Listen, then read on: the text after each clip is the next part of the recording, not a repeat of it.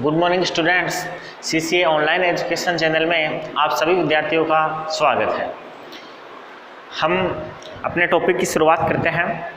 आज का अपना टॉपिक है वो है मृदा में पाए जाने वाले सूक्ष्म जीव। तो अपना जो टॉपिक है वो है मृदा में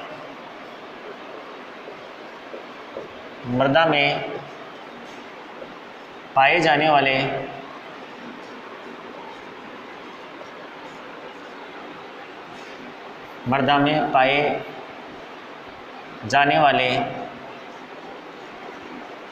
सूक्ष्म जीव।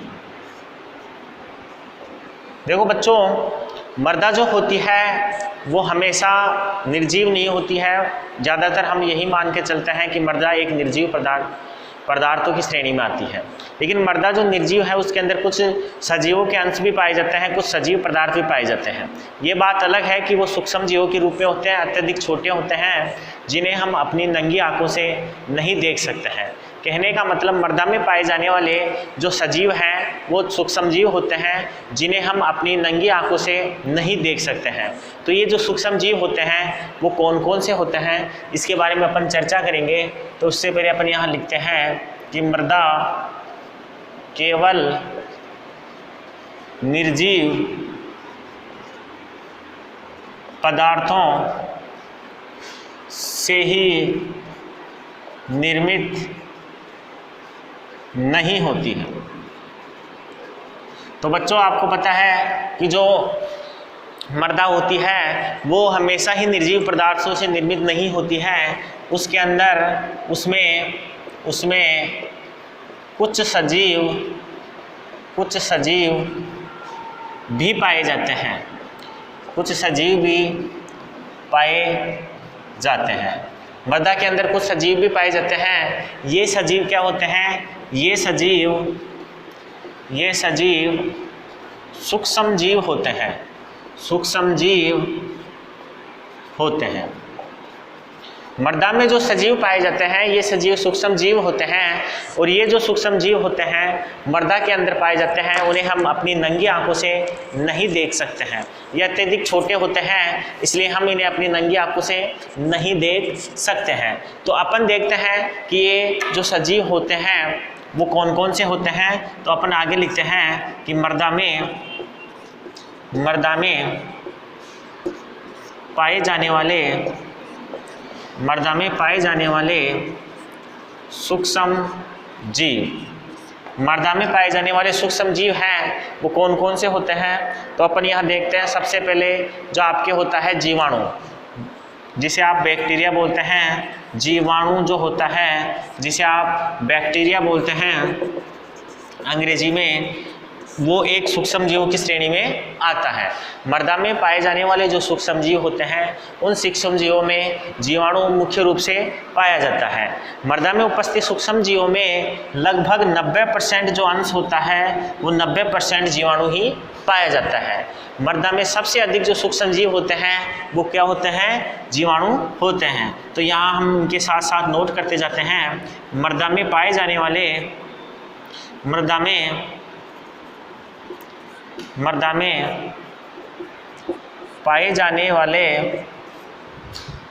वाले जीवों में 90% जीवाणु होते हैं।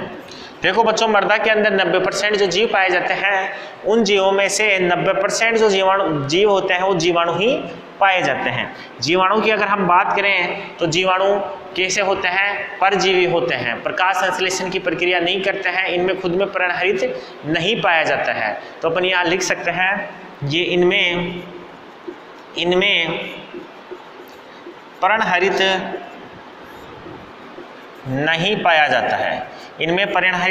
नहीं पाया जाता है, अतः ये परजीवी होते हैं। जिन जीवों में पर्णरहित पाया जाता है वो जो जीव होते हैं वह स्वपोषी होते हैं, प्रकाश संश्लेषण के द्वारा अपने लिए आवश्यक जो पोषक तत्व होते हैं उनका निर्माण कर लेते हैं। लेकिन जिनमें पर्णरहित नहीं पाए जाते हैं वह कैसे होते हैं, वो परजीवी होते हैं, वो अपना भोजन स्वयं निर्मित नहीं कर पाते हैं। तो जो आपके जीवाणु होता है उनमें पर्णरहित नहीं पाया जाता है, इसलिए परजीवी श्रेणी के सूक्ष्म जीव हैं। नेक्स्ट अपन देखते हैं कि जो जीवाणु होते हैं वो एक कोशिकीय जीव होते हैं। कोशिका के आधार पर जीव एक कोशिकीय और बहुकोशिकीय प्रकार के होते हैं। तो जो जीवाणु होते हैं वो किस प्रकार के जीव होते हैं, जीवाणु एक कोशिकीय जीव होते हैं। जीवाणु एक कोशिकीय जीव होते हैं। जीवाणु एक कोशिकीय क्या होते हैं, ये जीव होते हैं। अब हम बात करें कि मृदा में पाए जाने वाले जो जीवाणु होते हैं वो क्या काम करते हैं, किस लिए उपयोगी है मृदा के अंदर। तो हम बात करते हैं कि मृदा में पाई जाने वाली जो जैविक नाइट्रोजन होती है उस नाइट्रोजन को नाइट्रेट में बदलने का काम करते हैं। मृदा में पाई जाने वाली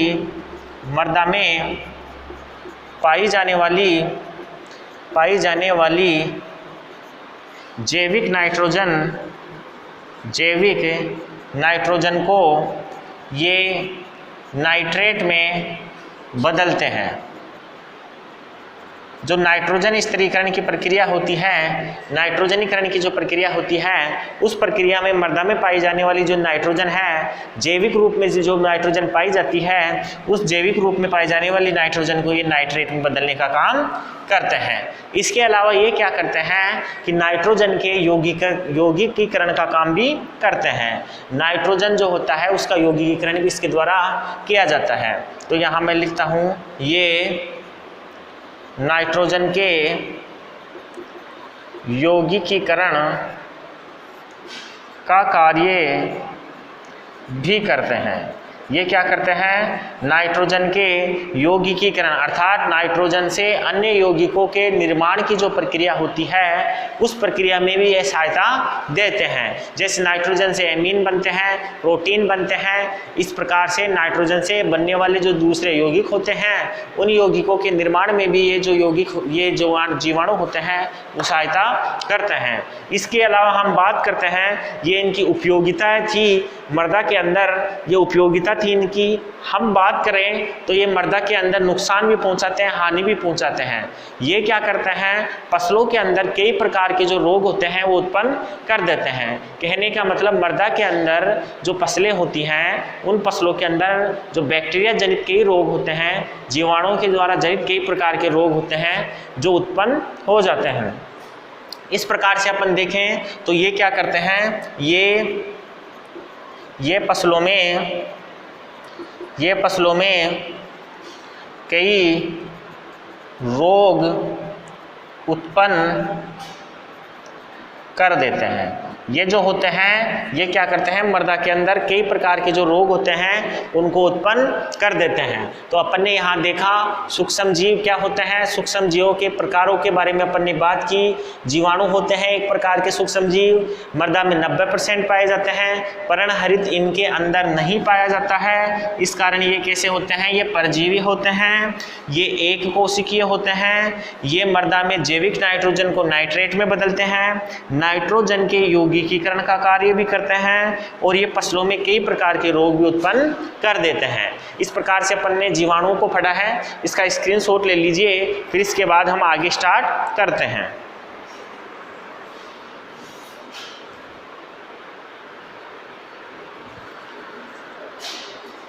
चलिए ठीक है, आगे हम देखते हैं सूक्ष्म जीवों की जो श्रेणी है उस श्रेणी में दूसरे प्रकार के जो सूक्ष्म जीव हैं उन जीवों के बारे में अपन चर्चा करते हैं। तो दूसरे प्रकार का जो जीव है वो है एक्टिनोमाइसीटीज।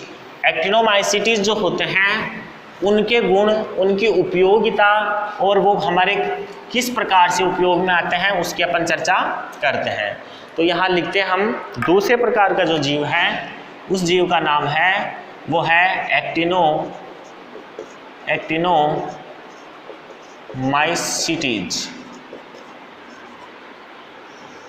देखो बच्चों, ये एक्टिनोमाइसीटीज जो सूक्ष्म जीव हैं ये सूक्ष्मजीवी एक कोशिकीय होता है, पर्णहरित रहित ये भी होता है।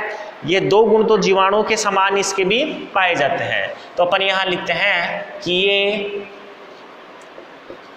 एक कोशिकीय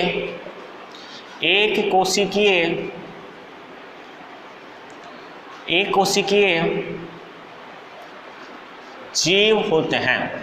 एक्टिनोमाइसीटीज कैसे होते हैं? ये एक कोशिकीय जीव होते हैं। दूसरा अपन देखें तो इनमें भी पर्णहरित नहीं पाया जाता है। इनमें भी पर्णहरित क्या होता है? नहीं पाया जाता है। दूसरी बात हम करें तो ये जो पर्णहरित रहित हैं, कहने का मतलब ये भी कैसे हैं? ये भी परजीवी होते हैं। ये भी परजीवी होते हैं। कारण अभी मैंने बताया कि जो जीव प्रकाश संश्लेषण की क्रिया कर लेते हैं वो स्वयंपोषी होते हैं, दूसरे परपोषी होते हैं। तो इस प्रकार से ये परजीवी श्रेणी के जीव आते हैं। मृदा के अंदर इनकी परसेंटेज मात्रा को यदि हम देखें तो कुल सूक्ष्म जीवों की 9% जो होते हैं वो एक्टिनोमाइसीटी जीव पाए जाते हैं। मृदा में कुल जीवों का 9% हिस्सा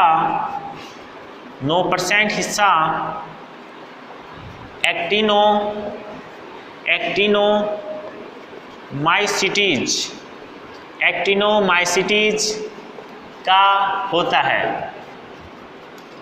मृदा के अंदर कुल जीवों का 9% जो हिस्सा होता है वो एक्टिनोमाइसीटी जीवाणुओं का होता है। ये जो जीव होते हैं ये जीव साधारणतः नम और आर्द्र युक्त जो भूमि होती है उनमें पाए जाते हैं। जहाँ पे भूमि नम होती है, शुष्क आर्द्र भूमि होती है, उस जगह पे इन जीवों की मात्रा अधिक होती है। तो हम क्या लिख सकते हैं यहाँ कि नम व आर्द्र भूमि में ये जीव अधिक पाए जाते हैं। देखो बच्चों, जो भूमि नम या आर्द्र होती है ऐसी भूमि के अंदर एक्टिनोमाइसीटीज जो सूक्ष्मजीव होते हैं इनकी मात्रा अधिक होती है।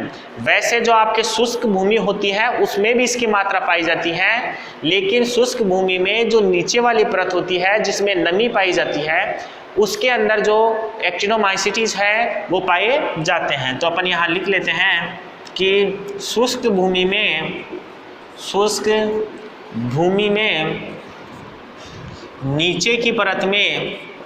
नीचे की नम परत में ये जीव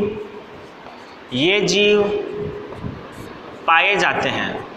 शुष्क भूमि में जब नीचे वाली परत नम होती है उस स्थिति के अंदर एक्टिनोमाइसीटीज जो जीव होते हैं वो पाए जाते हैं। बाकी नम व आर्द्र भूमि के अंदर ये ऊपर वाली परत नीचे वाली परत किसी भी परत के अंदर पाए जा सकते हैं, लेकिन शुष्क भूमि में ये जो नीचे वाली परत होगी उस नीचे वाली परत के अंदर एक्टिनोमाइसीटीज पाए जाएंगे।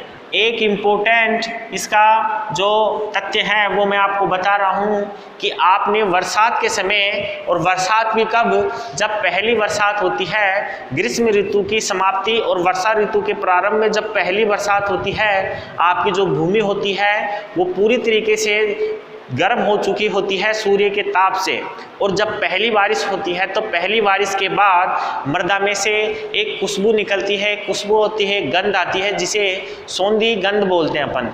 ये जो गंध होती है सौंधी गंध वो एक्टिनोमाइसीटीज के कारण ही आती है। एक्टिनोमाइसीटीज की जो प्रोसेस होती है, जो प्रक्रियाएं होती हैं, उन्हीं के परिणाम स्वरूप प्रथम बरसात के समय मानसून की जो प्रथम बारिश होती है, पहली जो बारिश होती है, उस समय मृदा से निकलने वाली जो सौंधी गंध होती है वो एक्टिनोमाइसीटीज के कारण ही आती है। तो इसको ध्यान रखना आप कि मृदा में पहली वर्षा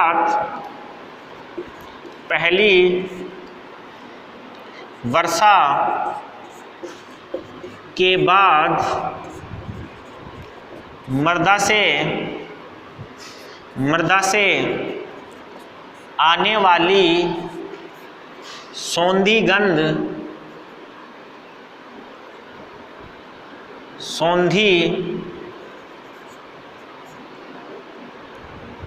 गंध एक्टिनोमाइसिटीज, एक्टिनोमाइसिटीज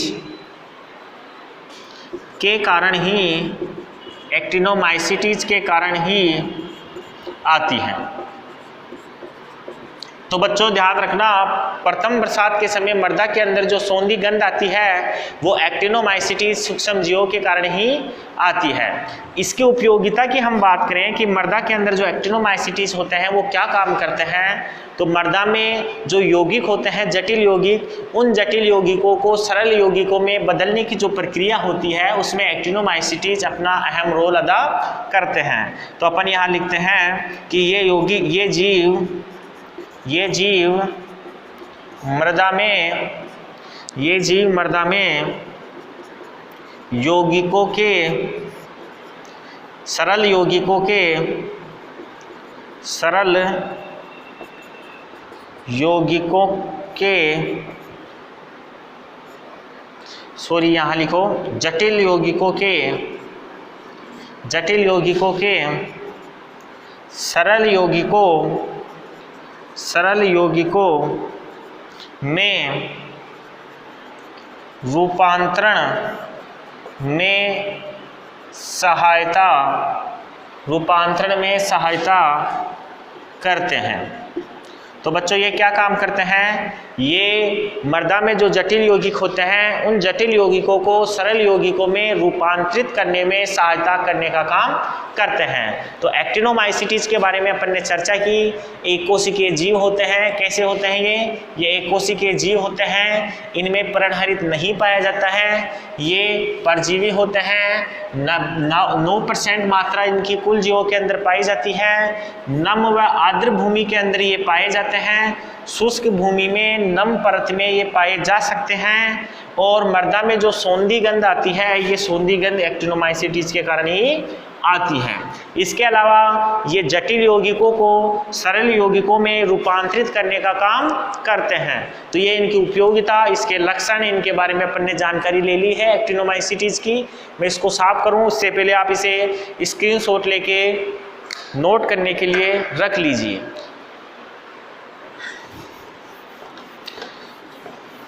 ये अपने एक्टिनोमाइसिटीज जो दूसरे प्रकार के सूक्ष्मजीव थे वो कंप्लीट होते हैं।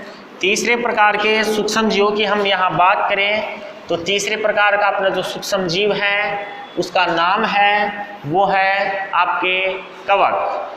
तीसरे प्रकार का जो सूक्ष्मजीव है उसका नाम है कवक। कवकों की हम बात करते हैं, यहाँ उसके गुणों की बात करते हैं तो हम यहाँ देखते हैं उसके क्या क्या प्रॉपर्टीज हैं।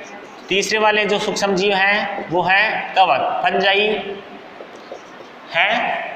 अब हम इनकी बात करते हैं तो कवक उस मृदा के अंदर पाए जाते हैं जो हल्की अम्लीय प्रकृति की होती है। पहला इसका गुण है वो ये है कि कवक उस मृदा में पाए जाएंगे जो हल्की अम्लीय प्रकृति की होगी, जिसमें जैविक पदार्थ की मात्रा अधिक होगी। जीवांश जो होते हैं, मृदा जीवांश पदार्थ की मात्रा जिस भूमि में अधिक होगी, जिसके मृदा की प्रकृति अम्लीय प्रकृति की होगी, उस मृदा के अंदर कवक कैसे पाए जाएंगे, अधिक मात्रा में पाए जाएंगे। तो यहाँ आप नोट कीजिए कि अम्लीय, हल्की अम्लीय, हल्की अम्लीय मृदा में, हल्की अम्लीय मृदा में कवक अधिक मात्रा में पाए जाते हैं। जो कवक होते हैं वो हल्की अम्लीय मृदा के अंदर अधिक मात्रा में पाए जाते हैं। नेक्स्ट देखते हैं अपन, जो मृदा होती है जिसमें जीवांश की मात्रा अधिक होती है उसमें भी कवक क्या पाए जाते हैं, अधिक मात्रा में पाए जाते हैं। तो यहाँ हम नोट करते हैं कि जीवांश युक्त मृदा में, जीवांश युक्त मृदा में कवक अधिक मात्रा में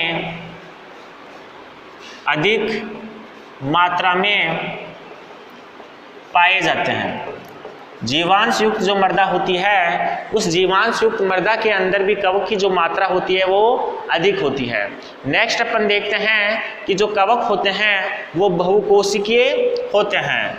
बहुकोशिकीय प्राणी होते हैं ये। अभी तक अपन ने एक्टिनोमाइसीटीज और जीवाणुओं की चर्चा की थी, वो दोनों एक कोशिकीय जीव थे। ये कैसे होते हैं? ये बहुकोशिकीय जीव होते हैं। यह बहुकोशिकीय जीव होते हैं।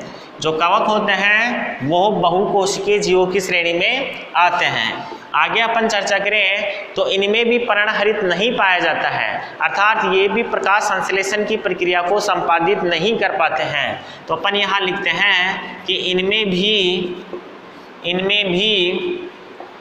पर्णहरित नहीं पाया जाता है।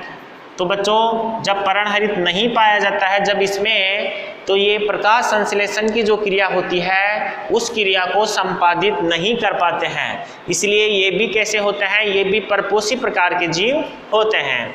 ये भी परपोषी जीव होते हैं, क्योंकि इन जीवों के अंदर जो प्रकाश संश्लेषण की प्रक्रिया के लिए आवश्यक तत्व है पर्णहरित, उसकी मात्रा एब्सेंट होती है, वो अनुपस्थित होते हैं। इसके कारण ये जो जीव होते हैं वो प्रकाश संश्लेषण की क्रिया को संपादित नहीं कर पाते हैं और ये जीव परपोषी जीवों की श्रेणी में आते हैं। हम बात करें कि जो कवक हैं वो कौन कौन से होते हैं, तो अपन यहाँ देखते हैं कुछ कवकों की प्रजातियों के बारे में। तो आपके मृदा के अंदर पाए जाने वाले कवक हैं म्यूकस, इसके अलावा पेनिसिलियम है और फ्यूनेरिया जो कवक हैं वो मृदा के अंदर पाए जाते हैं। तो मृदा में कौन से पाए जाते हैं? मृदा में आपके पाए जाते हैं म्यूकर,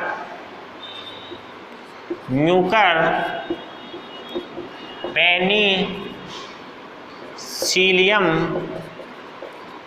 मृदा के अंदर म्यूकर, पेनिसिलियम और फ्यूनेरिया जो कवक होते हैं वो पाए जाते हैं। फ्यूनेरिया आदि कवकों की प्रजातियां पाई जाती है। देखो बच्चों, मृदा के अंदर जो आपके ये पाए जाते हैं कवक, उन कवकों की तीन प्रजातियां हैं। एक है म्यूकर, एक पेनिसिलियम, एक है फ्यूनेरिया। ये प्रजातियां क्या होती हैं? कवकों की प्रजातियां मृदा में पाई जाती है। ये प्रजातियां मुख्य रूप से मृदा के अंदर पाई जाती है। अब हम कवकों की उपयोगिता की यदि हम बात करें तो ये जो कवक होते हैं वो अपशिष्ट पदार्थों को सड़ाने की जो प्रक्रिया होती है, जीवांश पदार्थों को नष्ट करके सरल पदार्थों में बदलने की जो प्रक्रिया होती है, उस प्रक्रिया को संपादित करने का काम कौन करते हैं? कवक करते हैं। तो यहाँ हम लिखते हैं कि कवक मृदा में जीवांश पदार्थ को सड़ाकर सरल पदार्थों में बदलने का कार्य करते हैं। ये जो आपके क्या होते हैं? ये जो कवक होते हैं, ये कवक मृदा के अंदर जो मृदा जीवांश पदार्थ होते हैं, अपशिष्ट जो पदार्थ होते हैं, उन अपशिष्ट पदार्थों को सड़ाकर सरल कार्बनिक पदार्थों के अंदर बदलने की जो प्रक्रिया होती है, उस प्रक्रिया में महत्वपूर्ण रोल अदा करते हैं। इसके अलावा मृदा में जो अमोनिया होती है उसको ये नाइट्रेट में नहीं बदल पाते हैं। मृदा में उपस्थित अमोनिया को अपन यहाँ लिख देते हैं कि मृदा में उपस्थित अमोनिया को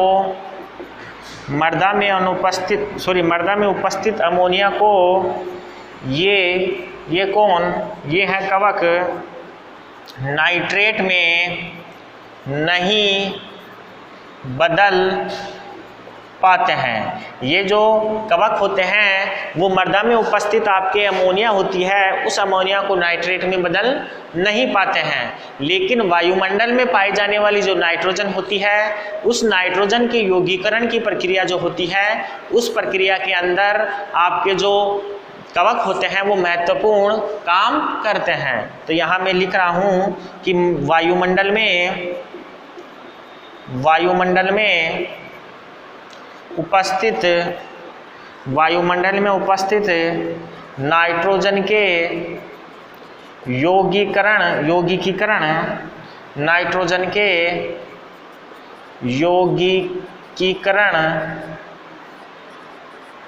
की प्रक्रिया में ये जीव सहायता करते हैं। ये जीव क्या करते हैं? सहायता करते हैं। मृदा के अंदर जो पाए जाने वाले कवक हैं, ये कवक नाइट्रोजन के यौगिकीकरण जो प्रक्रिया होती है उसमें महत्वपूर्ण रोल अदा करते हैं। तो यहाँ अपन ने आज की क्लास में पढ़ा मृदा में पाए जाने वाले सूक्ष्म जीवों के बारे में। सूक्ष्म जीवों में पहला अपन ने पढ़ा है जीवाणु के बारे में, फिर दूसरा पढ़ा है एक्टिनोमाइसीटीज, और तीसरा जो आपकी क्लास में आज अपन ने पढ़ा है वो है कवक के बारे में। आज की क्लास यहीं तक रहेगी। नेक्स्ट क्लास में अपन पढ़ेंगे सूक्ष्म जीवों का एक और प्रकार जिसका नाम है शैवाल। तो आज की क्लास में यहीं तक रहेगी। थैंक यू, धन्यवाद।